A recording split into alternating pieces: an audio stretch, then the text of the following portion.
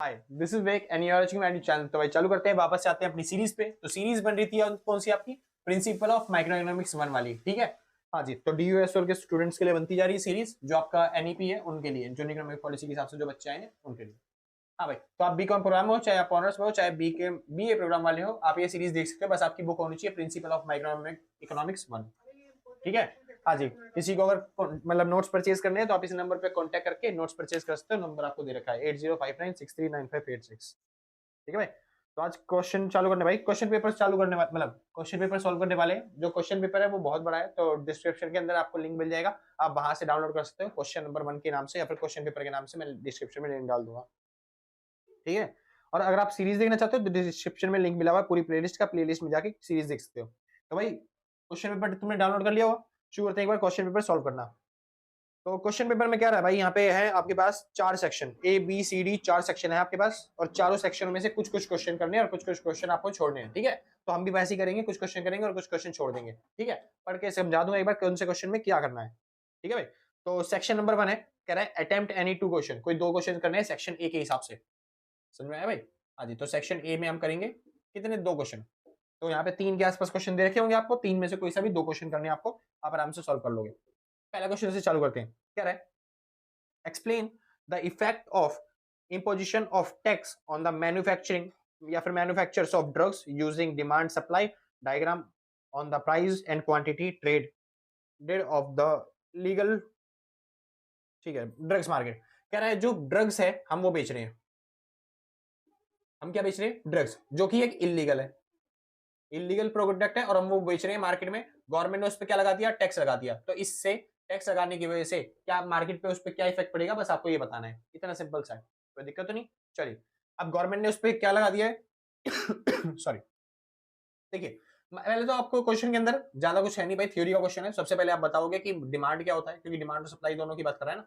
पहले आप demand explain करोगे उसे, फिर उसके बाद आप सप्लाई एक्सप्लेन करोगे आराम से उसे, प्यार से।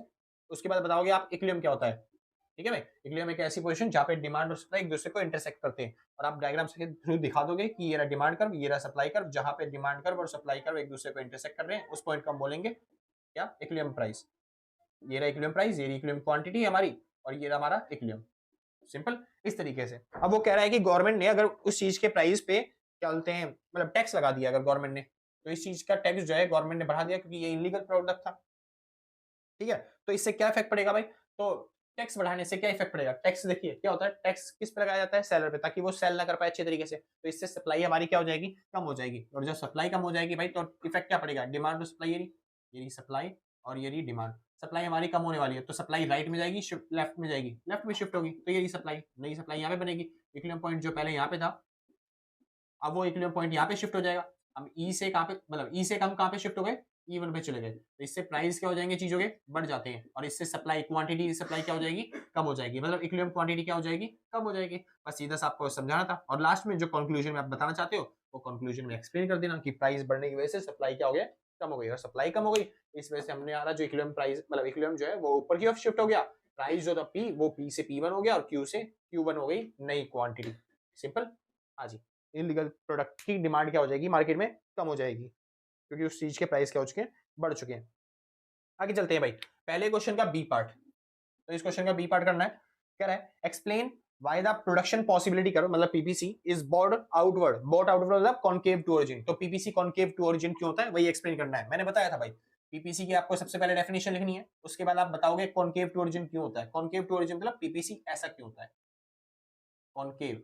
और ये मैं समझा चुका हूं, मैंने बोला भी था एग्जाम में आएगा, प्लेलिस्ट के अंदर डिस्क्रिप्शन के अंदर लिंक दे रखी है आपको, ठीक है। पहला जो वीडियो है ना, वही पहला वीडियो है जिसके अंदर मैंने ये समझा रखा है पीपीसी कॉनकेव टू ओरिजिन क्यों होता है अच्छे तरीके से। तो यहाँ पे आपको टेबल बनानी है गुड वाई और गुड एक्स के हिसाब से, फिर आप निकाल के दिखाओगे कि यहाँ पे एमआरटी जो कि स्लोप होता है पीपीसी का, ठीक है, कैसे निकलता है, डेल्टा वाई अपॉन में डेल्टा एक्स करके। आपको मैंने टेबल करवाई थी, यहाँ पे 10 लिखा था, इधर 0 था, 9 7, उसके बाद आपने 4 और 0 लिख दिया था, 1 2 3 4 इस तरीके से वैल्यू लिखी हुई थी, यहाँ पे आपने निकाला था। पहले में तो डैश आएगा, फिर उसके बाद 4 3 2 1 इस तरीके से था, यानी एमआरटी यहाँ पे बढ़ रहा है, एमआरटी बढ़ता है, इस वजह से पीपीसी क्या होता है, कॉनकेव टू ओरिजिन। यानी कि पीपीसी कॉनकेव टू ओरिजिन क्या है, क्योंकि due to increasing MRT, due to increasing MRT, MRT बढ़ता है, इस वजह से पीपीसी क्या होता है, कॉनकेव टू ओरिजिन। ये सब समझा चुका हूं मैं पहले ऑलरेडी, अगर आपने नहीं देखा तो डिस्क्रिप्शन में लिंक है, फटाफट से देख के आओ भाई। चलिए क्वेश्चन चालू करते हैं भाई। क्वेश्चन नंबर दूसरा ठीक है, दूसरा क्वेश्चन देखिए ध्यान से। दूसरे क्वेश्चन में क्या है, आंसर द फॉलोइंग क्वेश्चन। दो, इसमें दो पार्ट है, पहला पार्ट और दूसरा पार्ट। दूसरे क्वेश्चन का पहला पार्ट क्या है, does the price ceiling fixed by government always change the market outcome, यानी जो प्राइस सीलिंग जो गवर्नमेंट फिक्स करती है वो मार्केट के आउटकम को जो है वो चेंज कर देती है।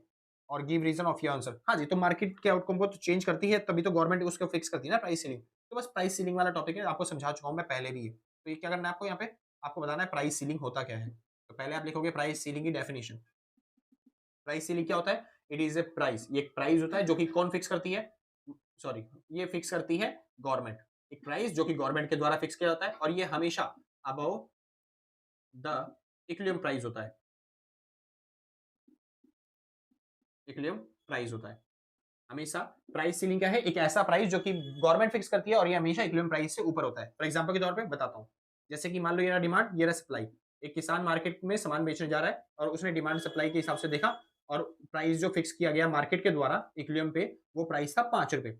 प्राइस कितना फिक्स किया गया मार्केट के द्वारा, 5 रुपए। तो किसान कहता है मैंने जो आउटकम है या फिर जो आउटपुट है मैंने 10 रुपए में बनाया है, मैं 5 रुपए में अगर बेचूंगा इसको मार्केट में जाके, मेरा तो लॉस हो जाएगा। तो क्या किया जाए, तो उस टाइम पे गवर्नमेंट बोलती है कोई दिक्कत नहीं सर, आप लॉस मत झेलो, हम आपके लिए आते हैं, हम एक प्राइस फिक्स कर देते हैं। इसको बोलते हैं प्राइस सीलिंग। क्या बोलते हैं इसे, प्राइस सीलिंग। प्राइस सीलिंग कौन सा प्राइस, एक ऐसा प्राइस जो कि गवर्नमेंट फिक्स कर रही है और ये हमेशा इक्विलिब्रियम प्राइस से क्या होता है, ऊपर होता है। और ये किसके लिए होता है, ये होता है पुअर फार्मर्स के लिए, जो गरीब किसान है उनके लिए। समझ में आया, गरीब किसान के लिए होता है, ताकि मार्केट बोलती है गवर्नमेंट कि हम आपको 15 रुपए देंगे, आपकी कॉस्ट 10 रुपए थी, हम आपको 15 रुपए दे रहे हैं, 5 रुपए आपका प्रॉफिट हो रहा है। सिंपल। अगर कोई आपको 10 रुपए से कम देता है प्राइस, तो आप उसको मत बेचो, आप गवर्नमेंट को बेचो। कोई 10 रुपए से 15 रुपए से ऊपर देता है तो आप उसको बेच देना। सिंपल था। हाँ जी, इसी को बोलते हैं प्राइस सीलिंग। और इससे मार्केट इक्विलिब्रियम पे या फिर मार्केट आउटकम पे क्या इफेक्ट पड़ेगा वो आपको बताना है। तो मैंने करवाया भी था भाई, इफेक्ट वाला क्वेश्चन करवाया था ना इसके बाद। हाँ जी, इक्विलिब्रियम के बाद क्या इफेक्ट पड़ता है, इससे क्या होता है, जो वो मोटिवेशन मिलता है किसको, फार्मर्स को, और वो प्रोडक्टिविटी क्या कर देते हैं, बढ़ा देते हैं। सिंपल, इस तरीके से आप एक्सप्लेन कर दोगे। आगे चलते हैं, इसका बी पार्ट। शुक्रिया भाई। चलिए यहाँ पे कर लेते हैं दूसरे क्वेश्चन का बी पार्ट। देखिए इस बार न्यूमेरिकल है, तो न्यूमेरिकल सॉल्व करेंगे। इसके अंदर क्या है, कंसीडर द फॉलोइंग डिमांड और सप्लाई। आपको डिमांड दे रखी है जिसको हम क्यू डी बोल रहे हैं, और आपको एक सप्लाई का फंक्शन दे रखा है जिसको हम क्यू एस बोल रहे हैं। ठीक है, तो सप्लाई का फंक्शन क्या रहा है, 2p माइनस में 100 है, और डिमांड का फंक्शन क्या रहा है, 200 माइनस में p है। ये डिमांड कर रहा है, ये सप्लाई कर रहा है, इतना सिंपल। ठीक, अब पहले क्वेश्चन के अंदर क्या रहा है, इसके पहले पार्ट में solve for the equilibrium quantity and price. Equilibrium quantity और इक्विलिब्रियम प्राइस निकालना है। तो आपको पता है ना इक्विलिब्रियम क्या होता है, इक्विलिब्रियम आपको पता ही होगा बहुत अच्छे, जहां पे डिमांड और सप्लाई बराबर होती है। यानी मैं कह दूं वहां पे क्वांटिटी डिमांड बराबर होगी क्वांटिटी सप्लाई के। ठीक है, और क्वांटिटी डिमांड किसके बराबर है, यहाँ पे 200 माइनस में पी के, और क्वांटिटी सप्लाई किसके बराबर है, ये दे रखा है 2p माइनस में 100 के। अब p वाले एक तरफ कर दो और बिना p वाले एक तरफ कर दो, तो ये माइनस का p उधर जाके क्या हो जाएगा, प्लस का p, यानी 2p प्लस में p। और ये जो 100 माइनस का था वो इधर आके क्या हो जाएगा, प्लस, यानी कि 200 प्लस में 100, तो 200 और 100 ये हो गया 300, बराबर में 2p और 1p ये हो गया 3p। यानी प्राइस की वैल्यू कितनी आ गई, 300 बटे में 3, और ये कट के आ गया आंसर आपका 100। यानी कि इक्विलिब्रियम प्राइस कितना हो गया, प्राइस हो गया 100, p is equal to 100। Simple भाई इतना। अब यहाँ पे निकालना है हमें इक्विलिब्रियम क्वांटिटी, यहीं पे पुट कर दो, मर्जी आपकी, कहीं पे भी आंसर आ जाएगा।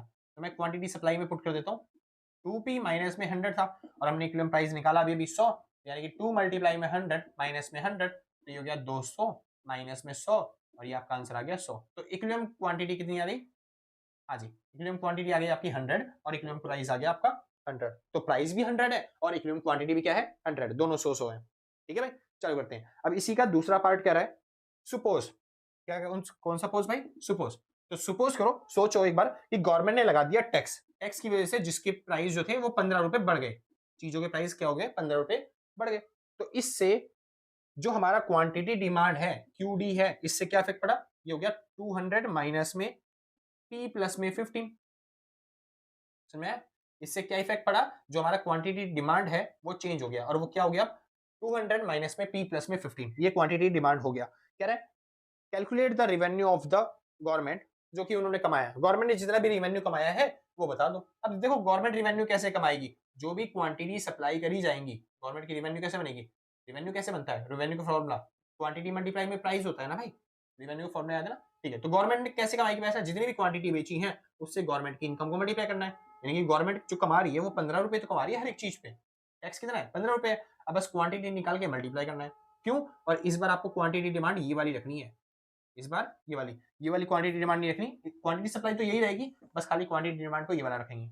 तो पुट करते हैं, सॉल्व करते हैं। डिमांड बराबर इसमें सप्लाई होती है, तो डिमांड की वैल्यू दे रखी है इन्होंने नई वाली ये रही, यानी 200 माइनस में P प्लस में 15 बराबर में सप्लाई कितनी दे रखी है आपको 2P माइनस में 100। सिंपल इतना। चलिए अब इसको सॉल्व करते हैं थोड़ा सा। तो ब्रैकेट हटेगा तो अंदर साइन चेंज हो जाएंगे सबके, तो ये P जो था प्लस का ये माइनस का हो गया, और ये जो 15 प्लस का था ये भी माइनस का हो गया। सिंपल ना भाई। तो 200 में से 15 गए, ये बच गया 185 माइनस में P बराबर में 2P माइनस में 100। एक बार चेक कर लो भाई, नीचे दिख रहा है आपको या फिर नहीं दिख रहा? चलिए अभी तो बहुत जगह है। हाँ जी शुक्र है। तो यहाँ पे P माइनस का है, उधर जाके क्या हो जाएगा प्लस, तो 2P प्लस में 1P, और ये 100 माइनस का था, इधर आके क्या हो गया प्लस, तो 185 प्लस में 100, तो ये हो गया 285 बराबर में ये हो गया 3P। अब ये इस तरह के डिवाइड कर देंगे तो P इक्वल टू कितना आ गया 285 अपॉन में 3, और 3 से काट दिया, 3 7 21 बच गया, 3 5 15, 75 आ गया प्राइस, 75 प्राइस आ गया। अब किसी भी फॉर्मूले पर पुट कर दो तो आपका आंसर आ जाएगा क्वांटिटी का भी। तो Q equal to 2P minus में 100 था, तो यहाँ पे मैंने पुट कर दिया 2 मल्टीप्लाई में 75 माइनस में 100, तो ये हो गया 150 माइनस में क्वांटिटी, यानी कि 50 आ गई क्वांटिटी। इक्विलिब्रियम क्वांटिटी कितनी आ गई आपकी 50। अब इक्विलिब्रियम क्वांटिटी को 50 हमें क्या निकालना था रेवेन्यू, जो कि गवर्नमेंट कमाएगी। तो गवर्नमेंट ने 50 क्वांटिटी बेच के 15 रुपए के हिसाब से टैक्स कमा के, तो गवर्नमेंट ने कितने रुपए कमा लिए 15 पंजे 15 5 जा 75 गवर्नमेंट की क्या बन गई इनकम। सिंपल सर, कोई दिक्कत तो नहीं ना? बहुत अच्छे। प्राइस 250 150 और बाकी सारा सही है सर, परफेक्ट है। तो गवर्नमेंट की इनकम कितनी बन गई 75 रुपीज, गवर्नमेंट ने 75 रुपए कमाए। सिंपल ठीक, तो समझ गया मैं, मल्टीप्लाई में गलती हो गई। हाँ जी, तो कितना हो गया 15 5 जा 75 और एक जीरो, गवर्नमेंट ने कितने कमाए 750 रुपए कमाए। सिंपल, गवर्नमेंट की रेवेन्यू कितनी हो गई 750। चलिए, तो इस क्वेश्चन के अंदर उन्होंने बोला था कि आपको किसी भी 3 क्वेश्चनों में से 2 क्वेश्चन करने हैं, तो हमने पहला और दूसरा क्वेश्चन ही निपटा दिया। ठीक है सर? हाँ जी, इसके अलावा चाहो तो आप तीसरा क्वेश्चन कर सकते हो, लेकिन करने की जरूरत नहीं है, लेकिन मैं करवा देता हूँ, क्या पता आपके एग्जाम में आ जाए तो फिर आप वहां पे रह जाओ, है ना भाई? चलिए एक बार तीसरा क्वेश्चन फटाफट से पढ़ लो, तीसरा क्वेश्चन क्या क्या रहा है, फिर आगे चलते हैं।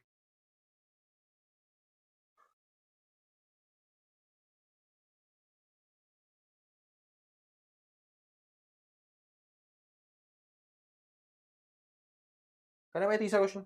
चलिए, तीसरा क्वेश्चन भी न्यूमेरिकल्स है, इसके में भी 2 पार्ट है भाई।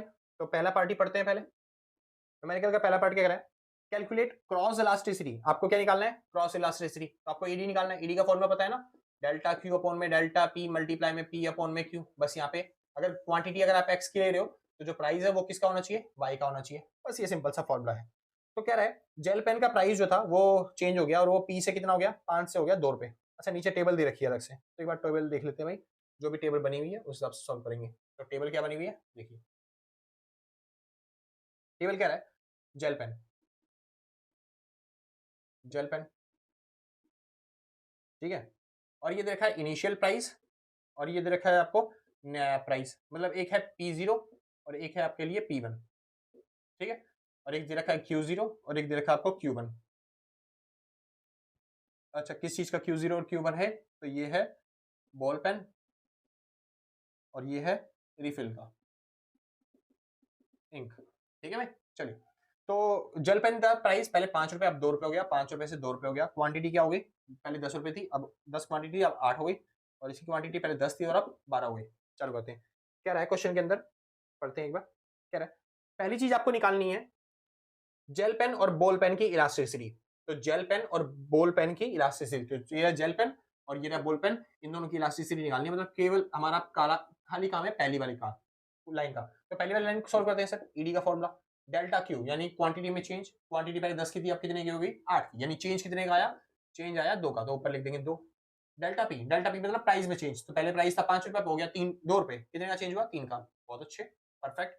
पुराना प्राइस कितना था 5 रुपए, पुरानी क्वांटिटी कितनी है 10 रुपए। अच्छा सॉल्व कर दो, 2 से कट गया पूरा 10, तो आपका आंसर आ गया 1/3 यानी कि 0.33। सिंपल था इतना, बहुत अच्छे, आसान क्वेश्चन था, आपने सॉल्व कर दिया। आगे चलते हैं भाई, दूसरा क्वेश्चन कह रहा है इसी के अंदर जेल पेन और रिफिल की इलास्टिसिटी निकालनी है। फिर दोबारा से वही फॉर्मूला डेल्टा क्यू ऊपर में डेल्टा पी, बस इस बार क्या करना है जेल पेन और रिफिल यानी नीचे वाली लाइन का काम है, तो वही करते हैं दोबारा। डेल्टा क्यू क्वांटिटी में चेंज कितना है 10 से 12 हो गया, यानी कि 2 का चेंज, अपोन में प्राइस में चेंज कितने का हुआ, 3 का चेंज हो गया, मल्टीप्लाई में पुराना प्राइस कितना था, पुराना प्राइस था 5 रुपए, और पुरानी क्वांटिटी नीचे लिखते हैं, तो पुरानी क्वांटिटी कितनी थी, 10 रुपए, तो पुरानी क्वांटिटी आ गई 10 रुपए, सिंपल। चलिए अब इसको सॉल्व कर लेते हैं, तो इसको सॉल्व किया तो ये आ गया 10 अपॉन में, हाँ जी, इससे कट गया, ये अभी आ गया 0.33, तो दोनों का आंसर सेम ही आ रहा है, सिंपल ना भाई, बहुत अच्छे, परफेक्ट,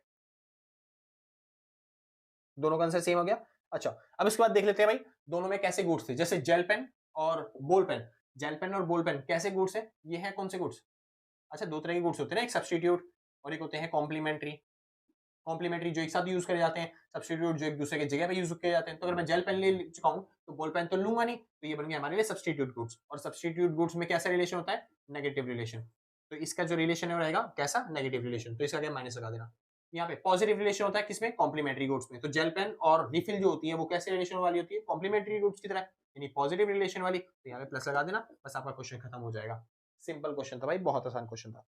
आगे चले, चालू करते हैं।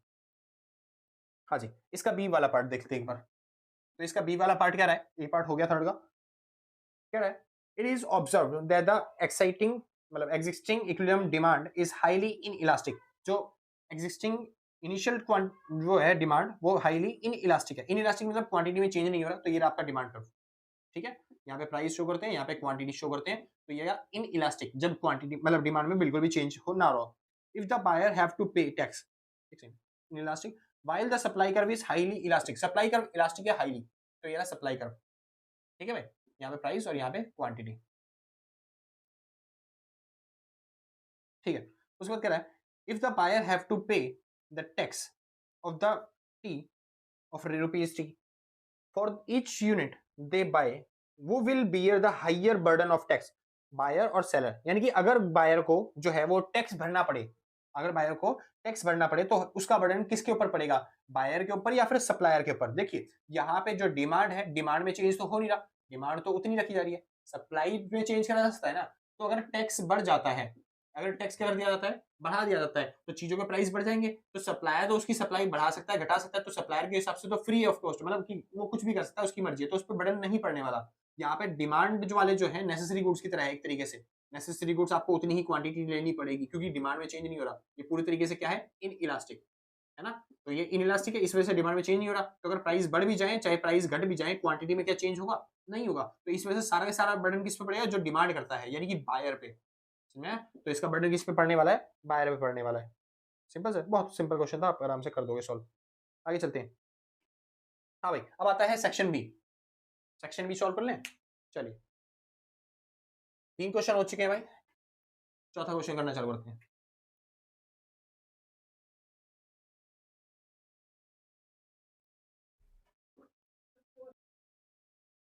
हाँ भाई श्योर है, चलिए फिर क्वेश्चन नंबर मतलब सेक्शन 4, सॉरी सेक्शन बी है, सेक्शन बी क्या है, अटेम्प्ट एनी 2 क्वेश्चन, कोई भी आपको 2 क्वेश्चन करने हैं, फिर से भाई ज्यादा टाइम लग जाएगा, तो इसलिए मैं 2 ही क्वेश्चन करूंगा, तीसरा क्वेश्चन खाली समझा दूंगा वैसे ही, ठीक है, करवाऊंगा नहीं, तो मतलब 2 ही क्वेश्चन करेंगे वरना ज्यादा टाइम वेस्ट होगा आपका। चलो करते हैं भाई, क्या है, एक कंज्यूमर है जो कि कंज्यूम करता है 2 गुड्स, एक का नाम है एक्स और एक का नाम है वाई, ठीक है, और जो एक्स है वो इन्फीरियर है और जो वाई है वो नॉर्मल गुड्स है।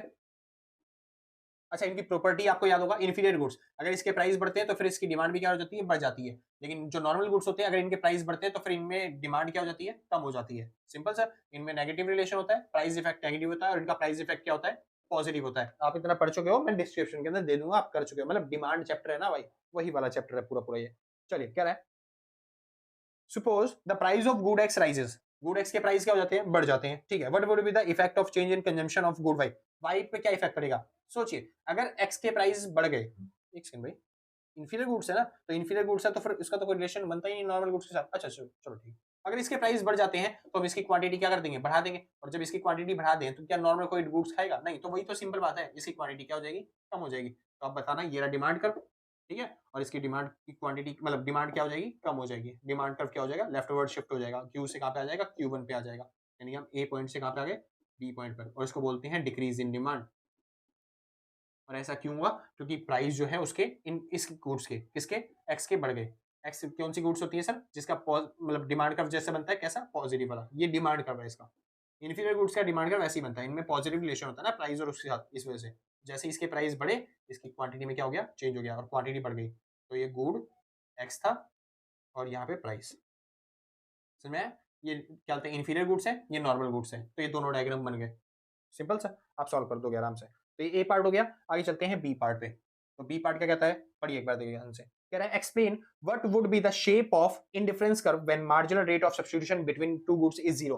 अगर कह रहा है एमआरएस की वैल्यू हो जाए जीरो, एमआरएस कितना हो जाए जीरो, यानी कि मार्जिनल रेट ऑफ सब्स्टिट्यूशन जो कि स्लोप होता है किसका, आईसी कर्व का। तो अगर आईसी कर्व का स्लोप जो है वो जीरो हो जाए तो उससे चलते हैं आईसी कर्व की शेप पे क्या इफेक्ट पड़ेगा, आईसी कर्व की शेप पे क्या इफेक्ट पड़ेगा। देखिए मैंने आपको सिखा रखा है पहले से ही, ये गुड वाई और ये गुड एक्स, ठीक है, गुड वाई और गुड एक्स, और वो कह रहा है अगर एमआरएस क्या हो जाए जीरो, ठीक है। अगर एमआरएस जीरो हो गया यानी हर जगह पे जीरो है, एमआरएस मतलब होता है डेल्टा वाई अपॉन में डेल्टा एक्स, यानी कि वाई, देखो आंसर जीरो कब आ रहा है, जब ऊपर वाली वैल्यू जीरो नीचे वाली वैल्यू जीरो नहीं, यानी वाई में चेंज क्या हो रहा है जीरो। जैसे मान लो ये हो गया एमआरएस कितना 1 2 3 4 ये बढ़ता जा रहा है, लेकिन यहाँ पे चेंज बिल्कुल भी नहीं हो रहा, यानी कि यहाँ पे 15 था तो यहाँ पे 15 ही है।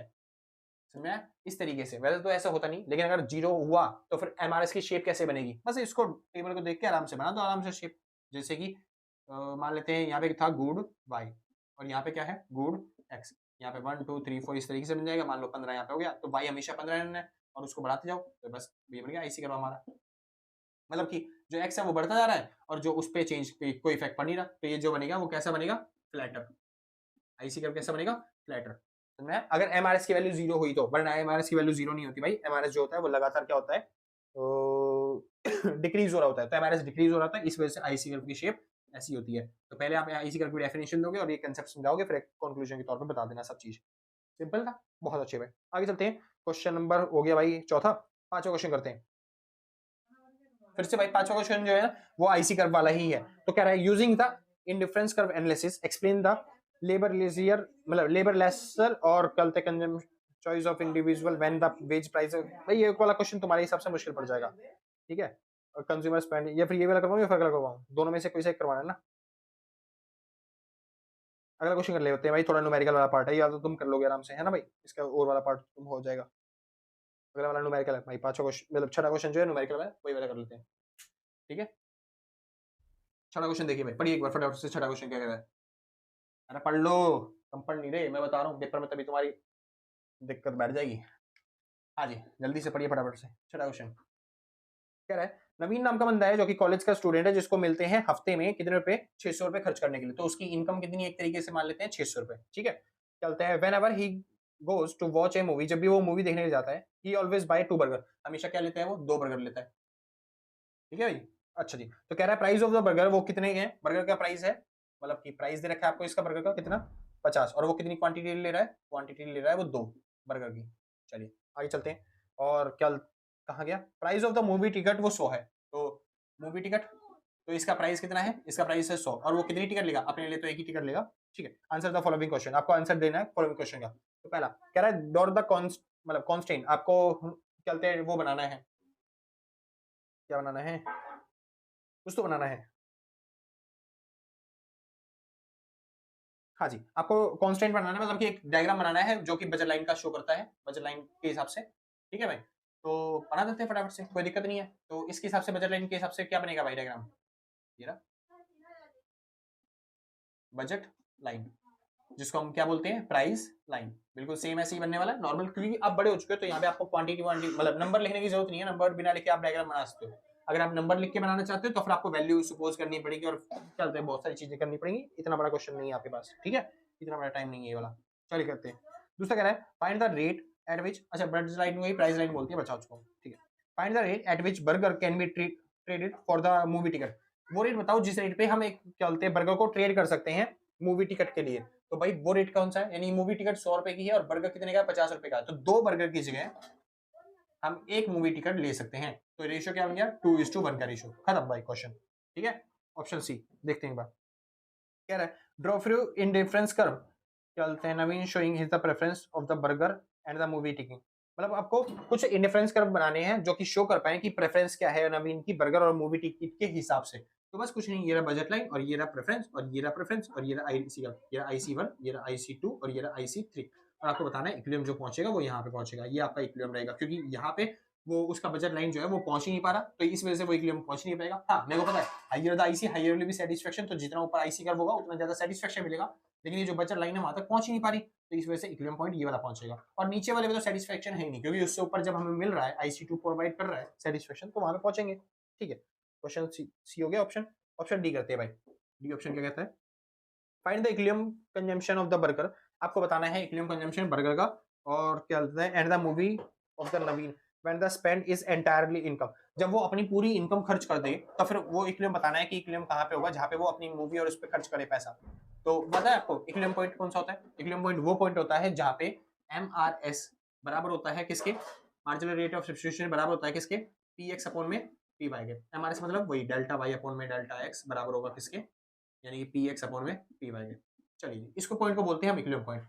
तो देखिए अब क्या बोलते हैं, डेल्टा वाई मतलब कि मूवी, पहले इसको कर लेते हैं, प्राइस एक्स, किसी एक का प्राइस एक्स मान लेते हैं, इसको मान लेते हैं वाई। तो प्राइस एक्स कितना है 50 और प्राइस वाई कितना है 100, और इनकम मतलब कि वाई में चेंज और ऊपर लिखना है और नीचे लिखना है एक्स में चेंज। वाई में कितना चेंज हो रहा है, जैसे कि मूवी टिकट के हिसाब से अगर देखा जाए तो कितने का चेंज हो रहा है, अरे कह रहा था ना भी यहाँ पे। तो मूवी अगर एक में एक क्वांटिटी चेंज हो रही है तो यहाँ पे कितनी क्वांटिटी चेंज हो रही है 2, तो इसका हो गया 1 अपॉन में 2। तो उसने क्या पूछा था,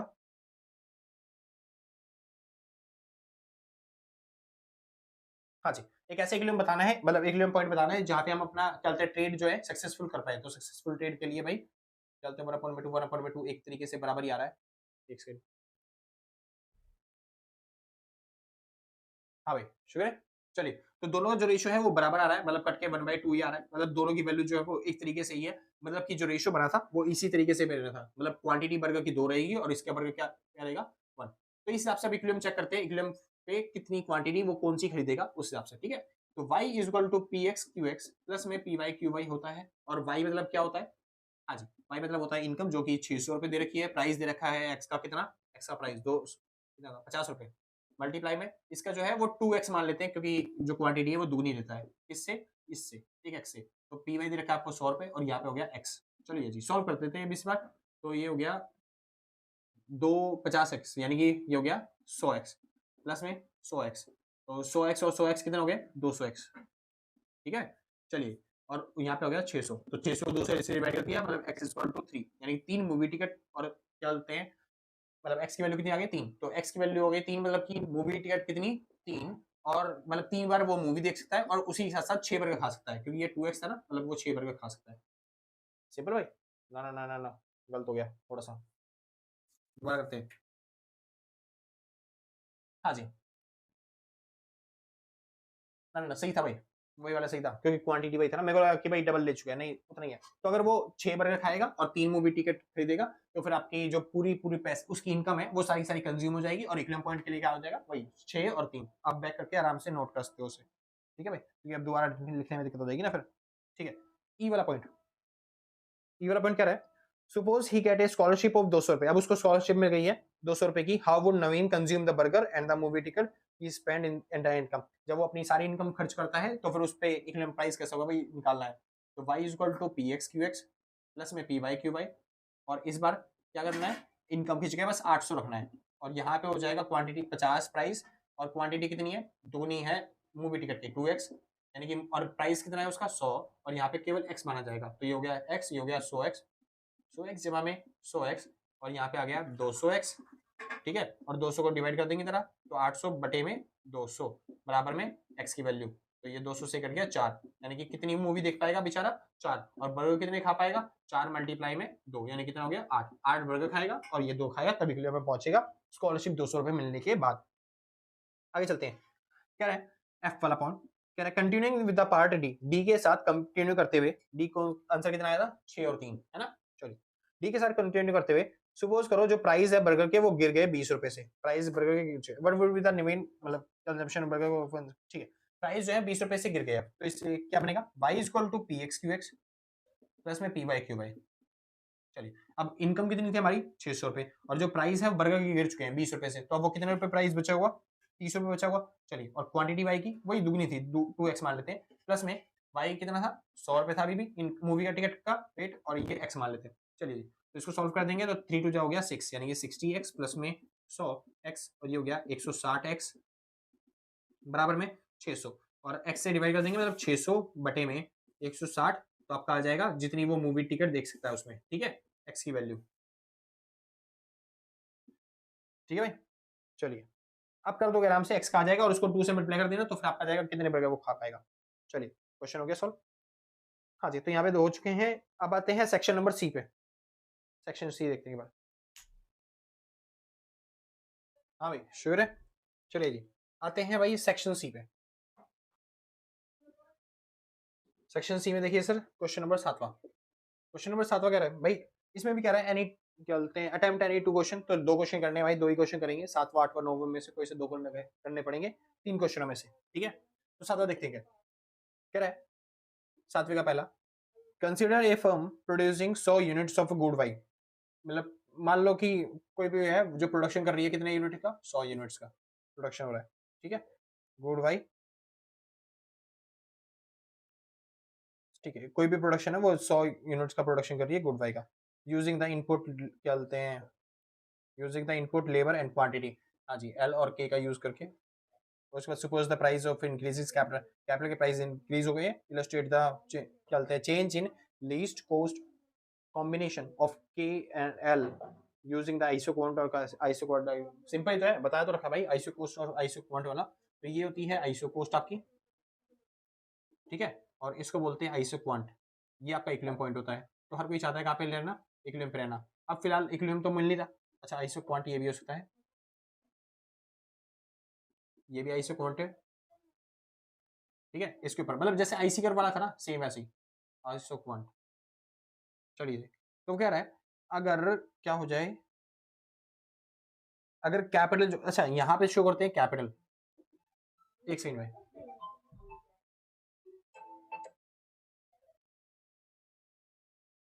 हाँ भाई शो करते हैं। तो क्वेश्चन में कह रहा है देखो, यहाँ पे तो शो करते हैं हम लेबर और यहाँ पे शो करते हैं कैपिटल, तो वो कह रहा है कि लेबर में तो चेंजेस करने के लिए बोला ही नहीं उसने, तो कह रहा है अगर कैपिटल चेंजेस ऐसा नहीं कर भी सकते हैं, ठीक है, कह रहा है suppose the price of capital increases, अगर प्राइस ऑफ कैपिटल बढ़ते हैं भाई, ठीक है, मान लो हम यहाँ पे हैं इक्विलिब्रियम पे, आइसो क्वांट इसकी जरूरत नहीं है, ना ही इसकी जरूरत है, हमें केवल एक ही जरूरत है आइसो क्वांट, जो कि हमारे पास एक है, ठीक है भाई। चलिए तो कह रहा है अगर कैपिटल के प्राइस बढ़ते हैं, मान लो ये इतनी कैपिटल यूज करते थे पहले और इतने लेबर का यूज करते थे, और अगर कैपिटल के प्राइस बढ़ते हैं तो फिर क्या इफेक्ट पड़ेगा, लेबर की क्या बोलते हैं जो क्वांटिटी है वो क्या हो जाएगी, कम हो जाएगी, हम लेबर कम यूज करेंगे, और ज्यादा बढ़ाना चाहते हैं और ज्यादा कम हो जाएंगे, लेकिन एक पॉइंट ऑफ टाइम के बाद जो हम कैपिटल बढ़ा सकते हैं लेकिन लेबर क्या बोलते हैं कम नहीं कर पाएंगे, सिंपल ना भाई। हाँ जी, तो इससे कोई फर्क नहीं पड़ेगा, बस लेबर की क्वांटिटी कम हो जाएगी, बस आपको ये बताना था। हाँ जी, तो कह रहे हैं क्या शो करना था, सपोज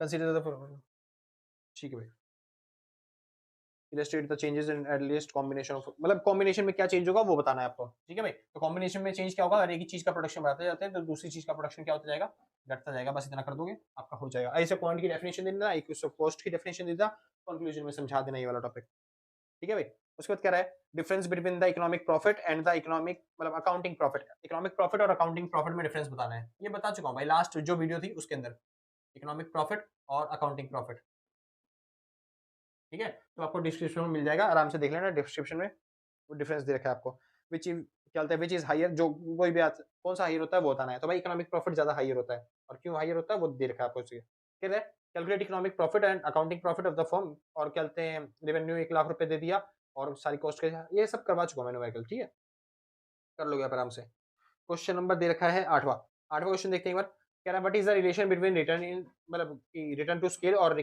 चलते हैं स्केल इकोनॉमिक ऑफ स्केल, अरे भाई ये शॉर्ट रन और लॉन्ग रन में डिफरेंस पूछ रहा है, ये भी है कर रखा भाई, लॉन्ग रन और शॉर्ट रन में डिफरेंस। हाँ जी, तो जो लॉन्ग रन है उसमें होता है चलते हैं इकोनॉमिक इकोनॉमीज ऑफ स्केल, और जो शॉर्ट रन है इसके अंदर आता है आपका return to scale, return of scale, ठीक है, या फिर रिटर्न टू ए फैक्टर जिसे बोलते हैं। तो return to a factor short run के अंदर होता है, यहाँ पे होता है लॉन्ग रन के अंदर। डायग्राम भी बनाने के लिए कह रहा है, तो डायग्राम में सर जो इसमें प्रोडक्शन होता है पहले बढ़ता है फिर गिरता है, लेकिन जैसे ही गिरने जाता है मतलब हम क्या बोलते हैं कैपिटल में चेंज कर देते हैं तो इसमें से प्रोडक्शन फिर बढ़ता है, ये सब बता दिया मैंने, ठीक है। और इसके अंदर पहले एमपी बढ़ता है फिर गिरता है फिर जीरो फिर नेगेटिव, ऐसा बनता है मार्केट मतलब मार्जिनल प्रोडक्ट, ठीक है। हाँ जी, ये वाला चैप्टर कौन सा था आपका, प्रोडक्शन या फिर कॉस्ट वाला जो चैप्टर है उसके अंदर टॉपिक करवा चुका हूं मैं, रिटर्न टू स्केल और ये वाला। ठीक है, दूसरा क्वेश्चन भाई आपका क्या बोलते हैं, बी पार्ट न्यूमेरिकल वाला है, आप आराम से छोड़ दो इसे, कोई दिक्कत नहीं है, हम अगला क्वेश्चन कर लेंगे।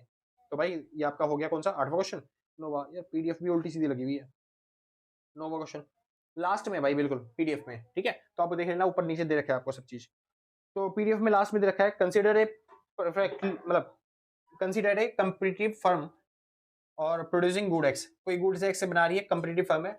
कंपीटिटिव फर्म पता है ना, जिसका क्या बोलते हैं, P is equal to A R is equal to M R बराबर, मतलब एक तो देखो ये होता है perfect competition, P is equal to A R is equal to M R होता है ना। लेकिन एक फर्म ऐसी होती है जिसमें एम आर जो होता है वो ऐसा होता है, और ऐसा होता है P is equal to A R, simple.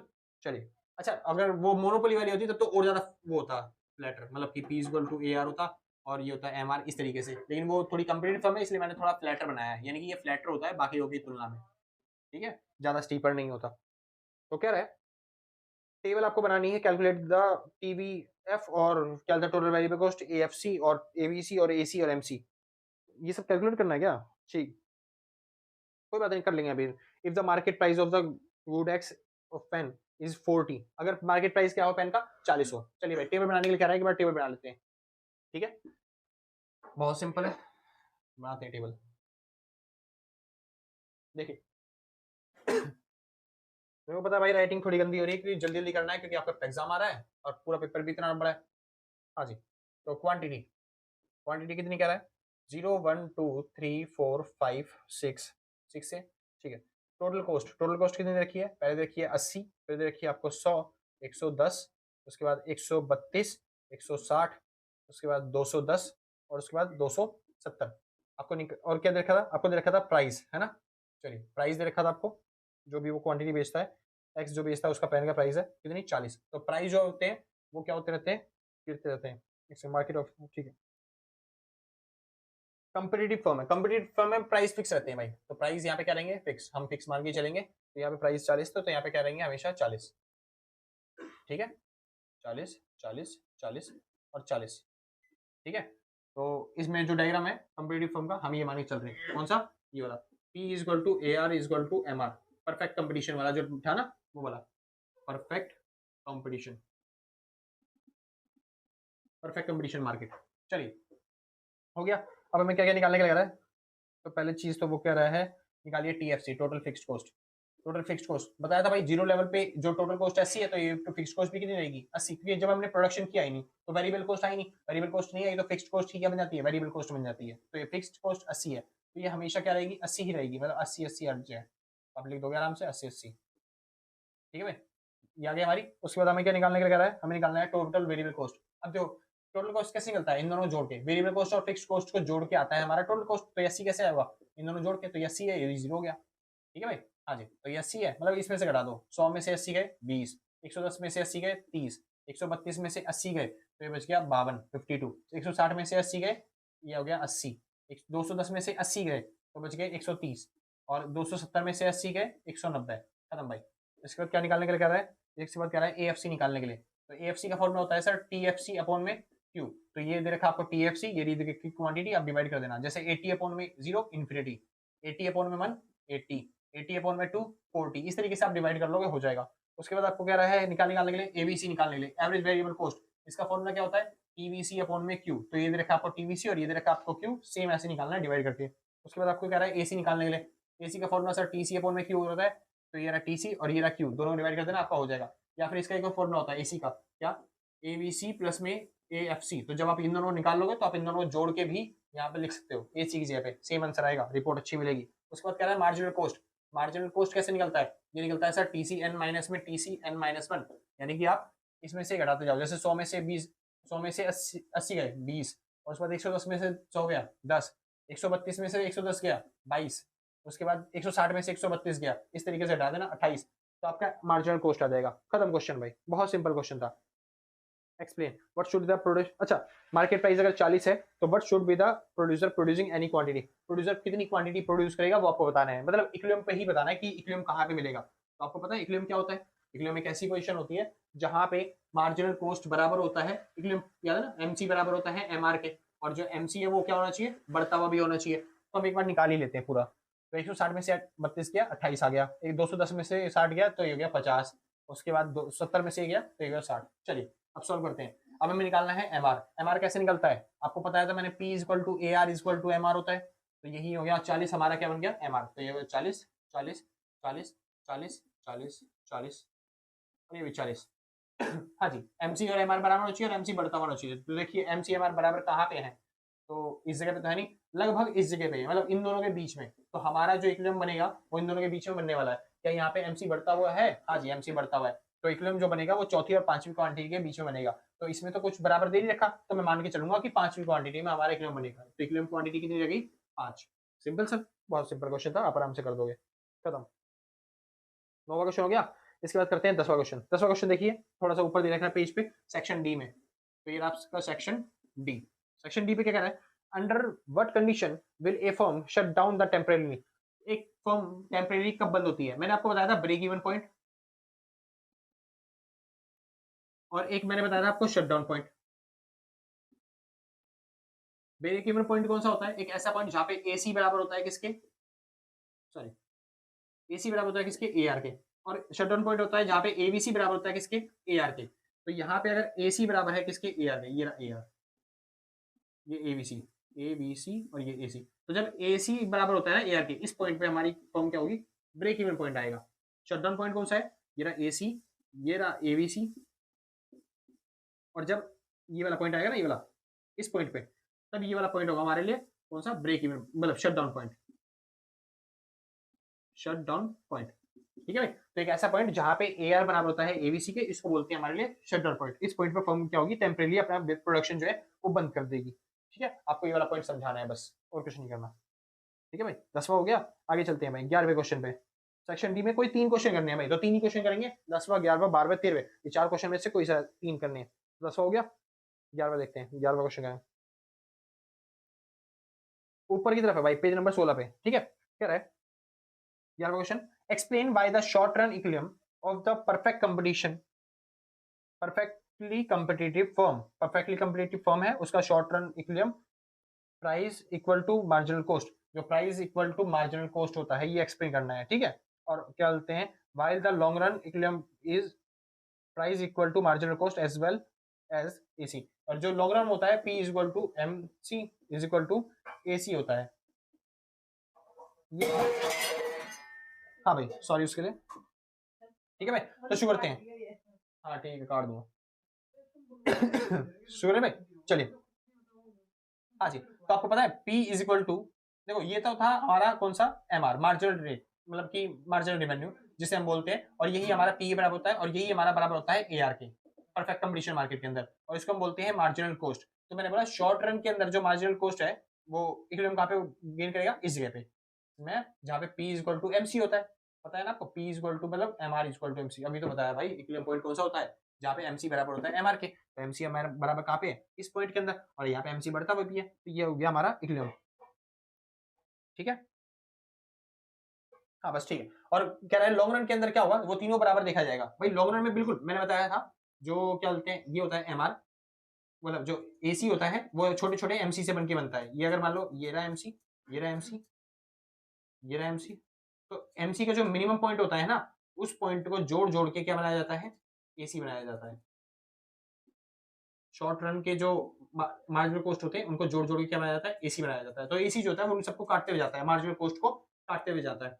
ठीक है, तो ये रहा एसी, ये रहे एमसी, सारे सारे। तो हमें बताना है कि इक्विलिब्रियम पॉइंट कौन सा होगा, तो इक्विलिब्रियम पॉइंट जहां पे भी होगा, तो एसी जो होता है वो अपने उसके मिनिमम पॉइंट को काटते जाता है ना एमसी के, तो वहां पे एमसी बराबर होगा किसके, एसी के, और बराबर होगा किसके, प्राइस के। बस आपको ये एक्सप्लेन करना था वहां पे।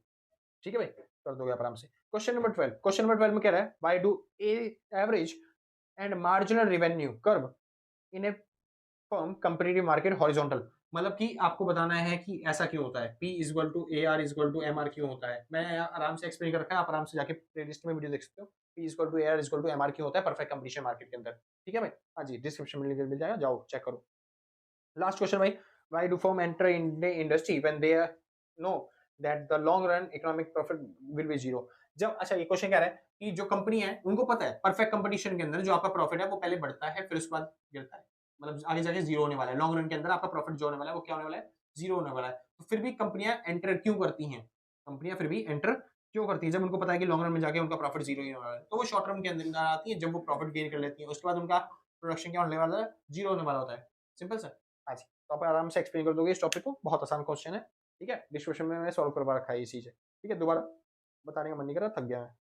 बस ऐठ है मेरी, ऐठ ला गए बस। हाँ भाई, तो यहाँ पे खत्म होता है आपका पूरा चैप्टर। आपको मिल गया होगा भाई, फ्री ऑफ कॉस्ट दे रखा है डिस्क्रिप्शन के अंदर, तो आराम से जाके आप चेक कर सकते हो। ठीक है भाई। हाँ जी, तो भाई अगर आपको वीडियो अच्छी लगी तो लाइक शेयर सब्सक्राइब करके पक्का जाना, और अगर आपने पहले से कर रखा है तो सच बता रहा हूँ, दिल से, कलेजे से, गुर्दों से, फेफड़ों से, शरीर के अंग अंग से थैंक यू आपको। अगर आपने पहले नहीं कर रखा तो कोई बात नहीं, आराम से कर दियो, बाद में कोई आफत नहीं आ रही है। हम भी यही हैं, आप भी यही हो, मिलते हैं आपके एग्जाम के बाद। किसी को नोट्स परचेज करने हैं तो इस नंबर पर कॉन्टैक्ट करके नोट्स परचेज कर लेना।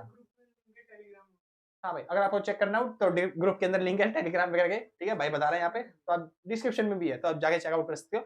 जो भी ज्वाइन करना है आपको टैग करने के लिए ज्वाइन कर लेना। ठीक है भाई, आज के लिए बस नहीं, मिलते हैं कल सेम टाइम सेम दिन, और टाटा बाय बाय।